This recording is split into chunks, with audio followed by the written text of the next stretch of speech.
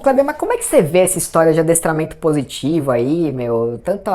Parece que tem tanta resistência com isso, né? Tanta gente que fala que não funciona. Enfim, meu, me dá um ponto de vista mais aí pra elucidar a questão do treino positivo e tudo mais. Beleza, eu sou o Kleber, adestrador pai da Wendy, e hoje a gente vai conversar aquele tipo de vídeo que é mais intimista, mais pra gente trocar uma ideia, pra eu expor um pouquinho mais pra você entender como que eu vejo a coisa do treino positivo, qual que é o papel do treino positivo no mundo, e se, obviamente, né, eu direi que funciona, porque é disso que eu vivo hoje. Faz 6 anos que eu vivo do adestramento, o adestramento mudou a minha vida, tanto pessoalmente, na qualidade dos relacionamentos, quanto financeiramente também, né? Se eu tenho prosperidade, alguma prosperidade que eu nunca tive na minha vida, e de uma forma sustentável, eu devo ao estudo do adestramento, à aplicação do adestramento positivo. Então hoje eu vou te dizer aqui, dividir com você um ponto de vista a respeito do papel do adestramento positivo no mundo, você vê se isso faz sentido para você, hoje é mais leve, tem sim algum conhecimento aqui, né? Sempre tem algum insight, alguma coisa para você aplicar no seu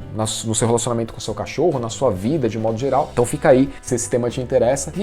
Cara, vamos começar já a pensar na educação do seu cachorro, já que a gente vai falar disso hoje. Vou deixar um link para você se inscrever para a próxima maratona, O Melhor Cão do Mundo, tá? Você quer ser o melhor tutor possível para o seu cachorro? Entender como é que ele funciona, entender o que ele está precisando, como que você atende às necessidades dele, sem viver em função do seu cachorro, né? Sem ter esse peso de não estou fazendo o suficiente, gostaria de fazer mais. Às vezes já está fazendo muito, só não sabe que está fazendo ou está fazendo as coisas que não necessariamente atendem aquilo que traz saciedade para o seu cachorro. Na maratona O Melhor Cão do Mundo, você vai entender o que o cachorro precisa, o que ele espera de você, como que você faz ele entregar aquilo que você espera dele. Vão ser 3 aulas ao vivo, online, gratuitas aqui no YouTube. Tem um link aí na descrição e no primeiro comentário fixado pro ano que vem, né? Que esse ano já não dá mais tempo, mas vamos começar a planejar isso agora, tá bom? Então se inscreve aí e a gente vai conversando daqui até a maratona. Bom, vamos voltar aqui então. Cara, adestramento positivo, né, cara? O que eu entendo hoje por treino positivo? Vou te contar um pouco da minha história, né? Eu comecei a estudar cachorro com o César Millan, né? O César Millan que é mundialmente conhecido, né? Um ícone, não tô falando da capacidade técnica dele, tô falando do status dele enquanto celebridade, né? Mundialmente conhecido, né? Já foi em programa de TV, já do ponto de vista que ele tenta trazer, ele já ajudou centenas, milhares de cães através do projeto dele de resgatar cães, né? Principalmente os pitbulls lá nos Estados Unidos, que são muito desejados e muito abandonados, né? E nos Estados Unidos a lei é severa, né? Se não tiver reabilitação do cachorro, o cachorro é eutanasiado. Então, com o trabalho dele, ele realmente conseguiu muito progresso. Foi com ele que eu comecei a estudar. E o César Millan, cara, assim, por mais que eu admire ele enquanto ser humano, eu admiro o cara, não enquanto profissional que realmente não tem ali um embasamento, não tem, ele tem estudo, mas não tem embasamento, né? Não tem muito fundamento às coisas que ele fala. Ou pelo menos ele não consegue passar isso, porque talvez não seja nem a intenção do show midiático que dá visibilidade pra ele, tá? Mas aquilo que chega pra gente não tem fundamento, não tem embasamento, tá? Ele pode ter, mas aquilo que chega pra gente não tem. Então, o que o César Millan me trouxe, cara? Cara, ele me trouxe a necessidade de prestar atenção no indivíduo, né? Pô, eu tinha ali o Wendy, era servidor público em Ilhabela, tinha um cargo de responsabilidade, ganhava super bem e morava na praia, que foi o meu sonho desde sempre. Desde quando eu me dou por gente, eu sempre tive o sonho de morar na praia e o concurso público me ofereceu essa possibilidade. 2 anos depois de assumir o cargo no TJSP, no Fórum de Ilhabela, eu fui promovido para cargo de chefia na administração. Acumulei 72 chefias, quase enlouqueci, mas tudo bem. Tô aqui, levemente saudável, fazendo o que eu posso de melhor. Mas, cara, nessa época aí eu tinha o Wendy, né? O Wendy chegou pra mim, foi uma decisão da minha ex-namorada, que supostamente achou na rua, depois eu descobri que não foi isso, que ela adotou, né? Ganhou de uma cliente dela, enfim. E aí, cara, pô, aquele bichinho ali em casa que fazia umas cagadas, mexia no lixo, e eu tinha aqueles conceitos de que tinha que ser dominante, né? Então a primeira punição que eu apliquei na Wendy né? Falei, sai daí! Tentando ser firme, né? Mostrar dominância, macho, né? Homem da casa. Ela falou, amor, é um cachorro, o que você tá fazendo? Ah, cara, ela tá mexendo no lixo. Sim, mas não é dessa forma que você educa. Falei, tá bom então, né, meu? Fiquei meio ali sem graça e tal. Falei, cara, beleza, não sei lidar com o cachorro. Falou que não é assim, mas não falou como. Enfim, né, hoje eu entendo que a gente tem que fazer o reforço negativo, tirar o lixo dali ou afastar o cachorro da fonte que tá gerando mau comportamento. Cara, que loucura, né? Entre idas e vindas, a Wendy voltou pra mim com ansiedade de separação e comportamento agressivo decorrente da ansiedade de separação. Cara, então foi assim, uma coisa coisa muito louca que me convidou a estudar. E aí o César Millan, como eu vinha dizendo, foi o cara que me despertou a atenção para atender as necessidades do cachorro. O que a Wendy não tinha nessa época? Cara, a Wendy era uma bomba a ponto de explodir a qualquer momento. Não passeava, não saía de casa, não tinha vida, né? Então é natural que a ansiedade motivasse comportamentos ali que tinham por finalidade obter a atenção. A atenção para quê? A atenção para atender necessidades dela. Então eu comecei ali a passear, né? Beleza e tal. Só que faltava algumas coisas, né? No César Millan. Faltam muitas coisas naquilo que chega pra gente, tá? E aí, cara, eu fui estudar outras coisas, outros métodos, eu estudei a punição, né? Que tem que ser o dominante, tem que aplicar a punição, assustar o cachorro, e, enfim, só piorou o quadro de agressividade que eu vinha conseguindo resolver e melhorar com a história dos passeios que o César Millan sempre propõe. E aí, cara, quando eu comecei a estudar essa parada, foi louco porque assim, eu tinha o cargo de responsabilidade, né? Eu era líder de equipe. E eu sempre me posicionei, eu busquei estudar para me posicionar como uma referência. E não como o chefe a ser temido, mas como uma referência que as pessoas buscam quando elas têm dificuldade, quando elas não conseguem superar um desafio, né? Então, para mim, o papel de liderança não era aquele que era emparelhado tradicionalmente com a dominância. Para mim, a liderança está muito mais relacionada a potencializar as capacidades de cada indivíduo e minimizar as suas fraquezas. Isso, para mim, é o papel da liderança. Então, quando eu via liderança e dominância junto, soava um alarme na minha cabeça. Eu falava, cara, mas não tá funcionando essa ideia aí de ser dominante, de punir, de brigar, né? Sendo que eu deveria potencializar. O líder faz isso, né? O líder moderno faz isso, ele potencializa as capacidades. E aí, enfim, aí eu abri o negócio,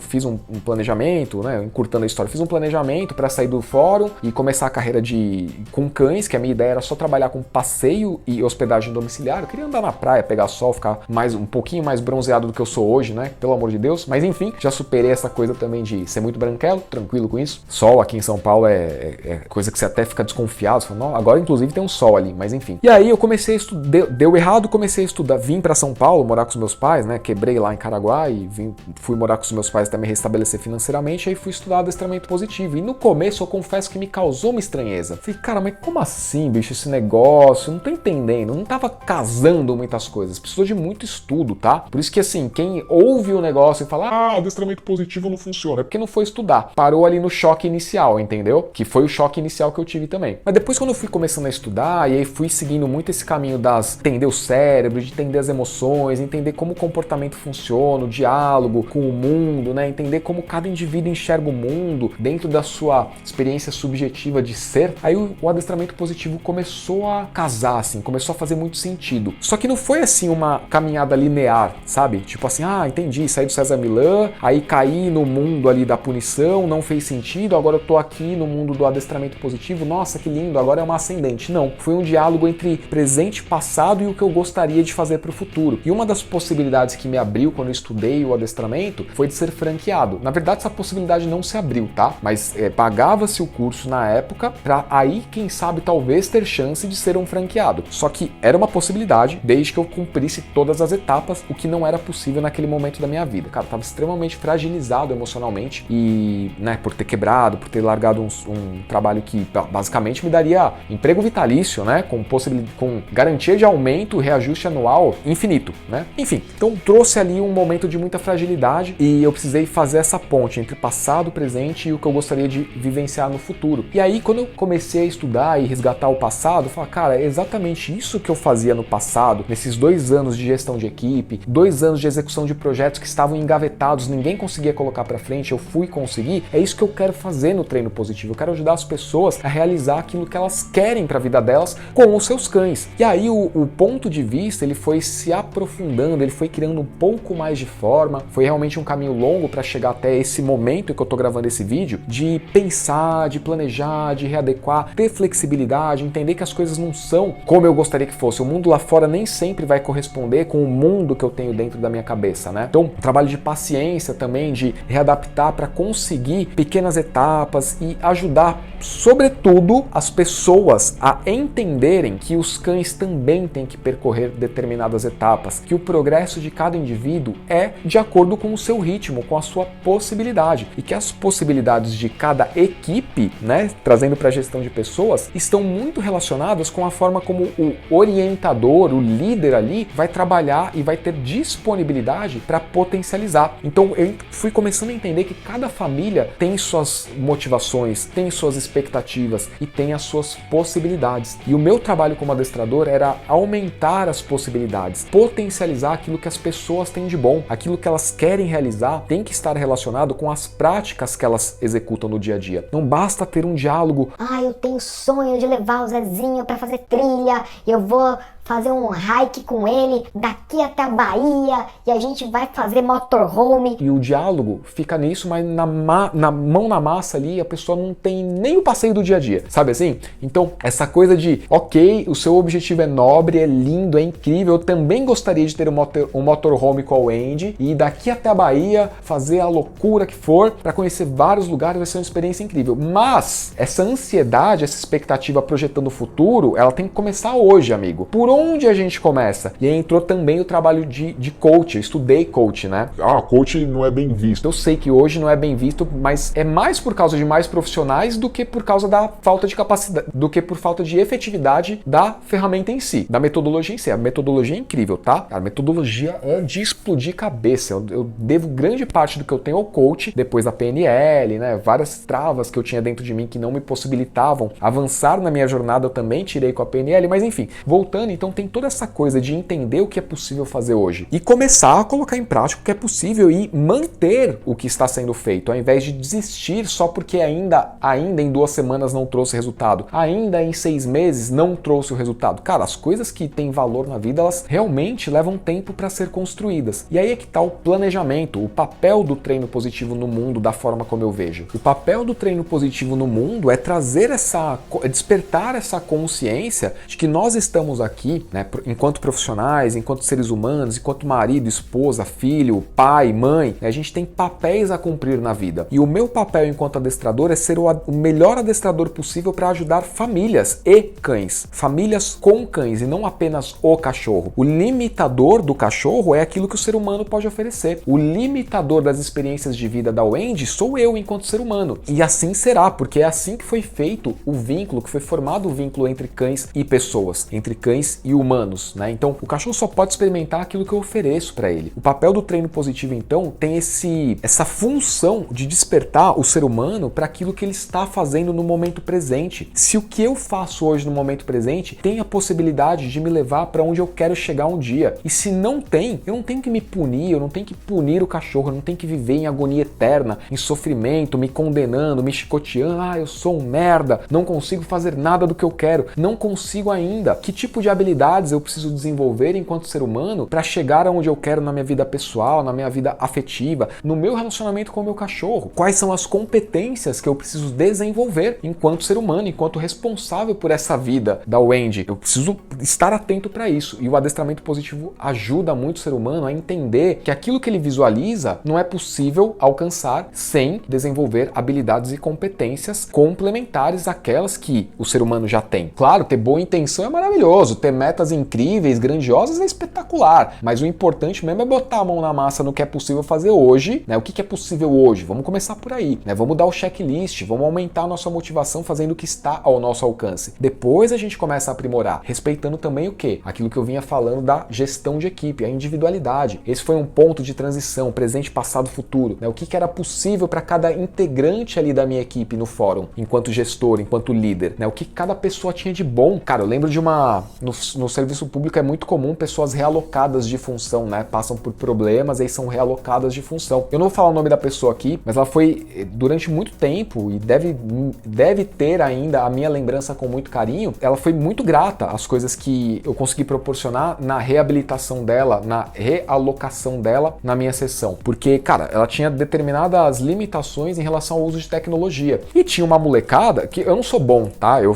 faço o que eu preciso fazer, mas eu não sou bom com tecnologia. Eu aprendo, eu fuço e tal, mas eu sou péssimo para ensinar a mexer com tecnologia. Se o negócio não for extremamente fácil para mim, eu simplesmente aprendo e eu não consigo passar para frente o conhecimento. Deu para entender, né? E aí tinha uma molecada que era muito fera com tecnologia. Esse moleque que já nasce com o tablet na mão, né? Então a minha equipe era composta por pessoas perto da aposentadoria e os estagiários que era primeiro emprego, que nasceram com o tablet na mão. E aí eu falava, cara, né, Zezinha, eu não sou bom o suficiente para te ajudar com isso, mas você topa se eu arrumar alguém para te ajudar? E aí eu pegava os moleques moleques que eram bons, falavam, meu, quem aqui topa ajudar a Zezinha a resolver o negócio da tecnologia? Diretamente eu não ajudei ela, eu ajudei de maneira indireta. Eu peguei um ponto fraco dela ali que precisava ser lapidado e coloquei alguém que tinha como ponto forte a gestão, né, a parte da tecnologia ali, mexer, fuçar, descobrir, e que tinha que lapidar ao mesmo tempo a sua capacidade de lidar com o ser humano, que era para isso que os moleques estavam ali, para aprender a lidar com gente e exercer determinadas funções no diálogo com o público. Vamos começar pela equipe. Então pega aí o Zezinho, você vai ajudar a Zezinha aqui. Você topa? Topa, então vai, então vem, então foi, então faz. E aí essa servidora, depois que eu saí, cara, meses e meses ela me mandava mensagem agradecendo. Ela não tinha celular, ela tinha medo de apertar um botão no computador, né? Porque nunca incentivaram, nunca ajudaram, nunca foram lá e falaram, Meu, peraí, eu preciso de gente aqui que faça isso.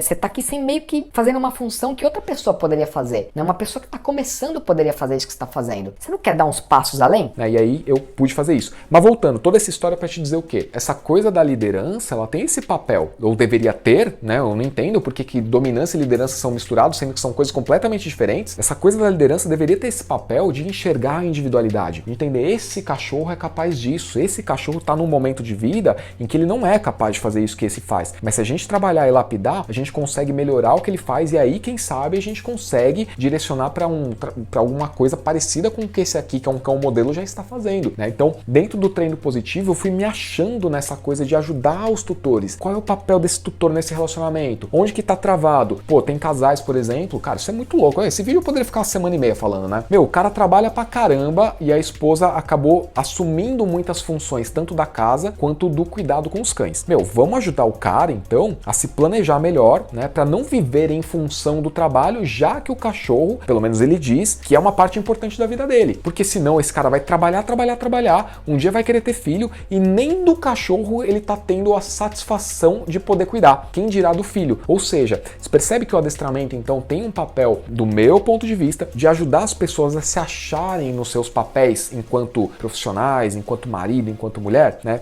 Pensa comigo, aqui eu não tô dizendo que é o caso, tá? Mas eu já peguei casos assim, ou outro caso. Cara, caso que o casal está a ponto de se separar por causa do cachorro. O que tá acontecendo? Cara, tá acontecendo uma série de distúrbios em função do cachorro. Um acha que é uma coisa, outro acha que é outra. Meu, a gente tem que conciliar as visões ali. Os dois querem a mesma coisa pro cachorro. Quero levar o Zezinho pra fazer coisas incríveis. Só que um tem um ponto de vista, outro tem outro, baseado nas suas experiências subjetivas de vida, né? Então o papel do adestramento é o quê? Liderar essas pessoas. O papel do adestrador é liderar essas pessoas, potencializar aquilo que elas têm de bom, minimizar aquilo que tá fazendo elas quase se separarem, estão a ponto de se separar por causa do cachorro. Cara, olha o tamanho da responsabilidade do adestrador hoje em dia. Então, basicamente é esse aí o ponto. E aí, a respeito de carreira, eu posso até falar em outro vídeo, né, cara? Mas assim, do ponto de vista de carreira, eu entendo que eu tenho um papel no mundo, falo disso, se você quiser, eu falo disso em outro vídeo, em outro momento, tá? Mas eu tenho um papel no mundo que sim é de liderar novas pessoas para que elas possam vir prestar serviço de mais qualidade do que o que existe hoje, que está vergonhoso. Eu entendo que o papel do adestrador enquanto profissional, enquanto construção de carreira, é despertar a consciência de pessoas que nem sabem que esse conteúdo está disponível hoje para a necessidade de se planejar ao longo da vida para ter um cachorro. O cachorro não é uma posse. Legalmente, inclusive, não é uma posse, tá? Legalmente, você é responsável, você é tutor, tutora. Não se trata nem de antropoformizar. Ah, é tutor, nada a ver. É uma questão legal na legislação brasileira. Você é o responsável legal, né? Você é o responsável pelas atitudes do seu cachorro. Você não é o dono, o proprietário legal. Você não comprou um carro que tem documento passado. Sim, eu sei que os cães têm, mas o que eu tô dizendo é, do ponto de vista legal, você é responsável pelas ações desse cachorro no mundo. Então você não é proprietário, você é tutor, entende? Esse cachorro está sob a sua tutela. Então eu também entendo que profissionalmente o adestrador tem esse papel de levar consciência para que as pessoas se planejem para ter um cachorro. Que o cachorro não é um bem de consumo imediato. Ah, Tô com dinheiro aqui, me dá o cachorro logo, faço Pix, quanto custa? Me dá aí. né? Não é assim, pelo menos nos países em que a cultura pet é muito forte e que existe menos abandono sempre existe, que ser humano, né? Não todos, mas ainda existem seres humanos que abandonam cães, mas nos países que a coisa funciona, cara, o que tem pouco índice de abandono e o pouco que tem as instituições do governo dão conta e tudo mais, existe exatamente essa questão do criador, do canil, né? O cara fala, mano, quando é que você quer o cachorro? Por que você quer esse cachorro? Como que é a tua vida hoje? O cara faz uma entrevista, uma parada séria, não é igual aqui, passa o Pix aí, toma aqui 10 conto aí pelo Shiba, toma aqui 14 mil reais pelo... Entendeu? Não é assim que funciona a parada. Na Inglaterra, na Holanda, tem todo todo um planejamento. E eu entendo que a profissão do adestramento tem esse papel também, de despertar a consciência no consumidor, no comprador, que se tornará um tutor um dia. Cara, espero que você tenha curtido esse vídeo. Não esquece do link da descrição. Me diz aí também se esse vídeo faz sentido para você, se você gosta desses bate-papos mais abertos que eu tenho trazido aqui pro canal, ou se não, você quer, que tipo de conteúdo que você quer, deixar aí nos comentários também. E eu queria saber se você partilha desse ponto de vista, se acha que é esse o caminho mesmo, se acha que não, que é muito utópico, ou se acha que não, que tá muito abaixo, que deveria ser mais ainda. Me diz aí nos comentários o que você acha. Para um pouquinho aí, pensa a respeito disso tudo que eu te falei com carinho, que eu não gastei só tempo para gravar. Eu dediquei tempo aqui para editar isso tudo, que é um vídeo bem longo, para poder ter esse approach contigo aqui, pra gente poder se conhecer melhor. E eu só posso te conhecer se você comentar aí, deixar teu ponto de vista, falou? Então, link aí na descrição do primeiro comentário fixado para começar a se preparar já pro próximo ano, 2023, a gente ter aí uma oportunidade de trabalhar juntos e alcançar os teus objetivos enquanto tutor, enquanto tutora. Abraço, a gente se vê no próximo vídeo. Até mais.